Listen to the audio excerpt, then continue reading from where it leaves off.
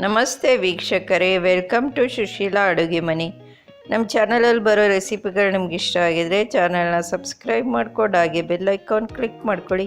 ಇವತ್ತಿನ ರೆಸಿಪಿ ಬಂದು ಹೋಟೆಲ್ ಸ್ಟೈಲಲ್ಲಿ ಹೇಗೆ ಪಲಾವ್ ಮಾಡೋದು ಅಂತ ಹೇಳ್ತೀನಿ.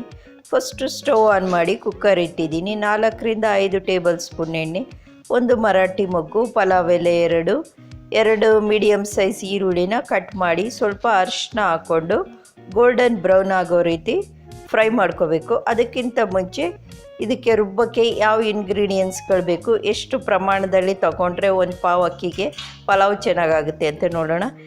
3 ಏಲಕ್ಕಿ, 4 ಚಕ್ಕೆ, 4 ಲವಂಗ, 1 ಫುಲ್ಲು ಬೆಳ್ಳುಳ್ಳಿ, 1 ಇಂಚು ಶುಂಠಿ, 4 ಹಸಿಮೆಣಸಿನ್ಕಾಯಿ, ತೆಂಗಿನಕಾಯಿ ತುರಿ 2 ಟೇಬಲ್ ಸ್ಪೂನ್ ಹಾಕ್ಕೊಂಡು ರುಬ್ಕೊಂಡು ತರಿಯಾಗಿ ಇದಕ್ಕೆ ಹಾಕ್ಕೋಬೇಕು. ನೆಕ್ಸ್ಟು ತರಕಾರಿ, ಹೂಕೋಸು, ಕ್ಯಾರೆಟು, ನೋಲ್ಕೋಲು, ಬೀನ್ಸು ಮತ್ತು ಬಟಾಣಿ, ನಿಮ್ಮ ಹತ್ರ ಯಾವ ತರಕಾರಿ ಇದೆಯೋ ಅದನ್ನು ಹಾಕ್ಕೊಂಡು ಇದಕ್ಕೆ ಹಸಿ ವಾಸನೆ ಹೋಗೋ ರೀತಿ ಫ್ರೈ ಮಾಡ್ಕೋಬೇಕು. ನೆಕ್ಸ್ಟು ಅದೇ ಜಾರ್ಗೆ ಸ್ವಲ್ಪ ಕೊತ್ತಂಬರಿ ಸೊಪ್ಪು ಮತ್ತು ಪುದೀನಾನ ರುಬ್ಕೋತಾ ಇದ್ದೀನಿ. ನೀವು ಮುಂಚೆನೇ ರುಬ್ಬೋದಕ್ಕೆ ಹಾಕ್ಕೋಬೋದು, ಅಥವಾ ಈ ಥರ ಸಪ್ರೇಟಾಗಿ ರುಬ್ಬಿ ಹಾಕ್ಕೊಳ್ಳೋದ್ರಿಂದನೂ ಪಲಾವು ಭಾಳ ಚೆನ್ನಾಗಾಗುತ್ತೆ. ಮೊಸರು 2 ಟೇಬಲ್ ಸ್ಪೂನು ಮತ್ತು ಆಚಿ ಬಿರಿಯಾನಿ ಪೌಡರು ಸ್ವಲ್ಪ, ಧನಿಯಾ ಪುಡಿ 1 ಟೀ ಸ್ಪೂನು, ಇವನ್ನೆಲ್ಲ ಹಾಕ್ಕೊಂಡಾದ್ಮೇಲೆ ಚೆನ್ನಾಗಿ ಮಿಕ್ಸ್ ಮಾಡ್ಕೊಳ್ಳಿ, ಫ್ರೈ ಮಾಡ್ಕೊಳ್ಳಿ. ಈಗ ಅಕ್ಕಿನ ತೊಳೆದು 20 ನಿಮಿಷ ನೆನೆ ಹಾಕಿ ಇಟ್ಟಿದ್ದೀನಿ.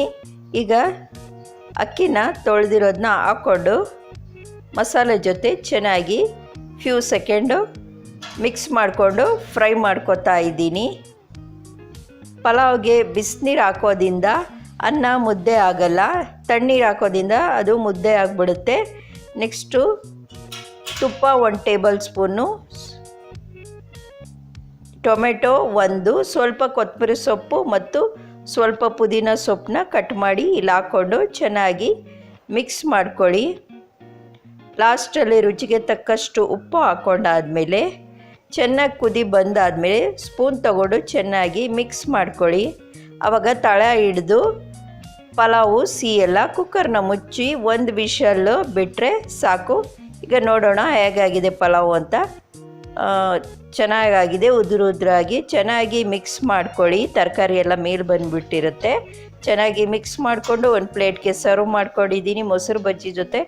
ಭಾಳ ಚೆನ್ನಾಗಿರುತ್ತೆ. ಈ ರೆಸಿಪಿ ನಿಮ್ಗೆ ಇಷ್ಟ ಆಗಿದ್ದರೆ ಲೈಕ್ ಮಾಡಿ, ಶೇರ್ ಮಾಡಿ ಮತ್ತು ಕಮೆಂಟ್ ಮಾಡಿ. ಚಾನಲ್ನ ಸಬ್ಸ್ಕ್ರೈಬ್ ಮಾಡಿ. Thank you for watching my video.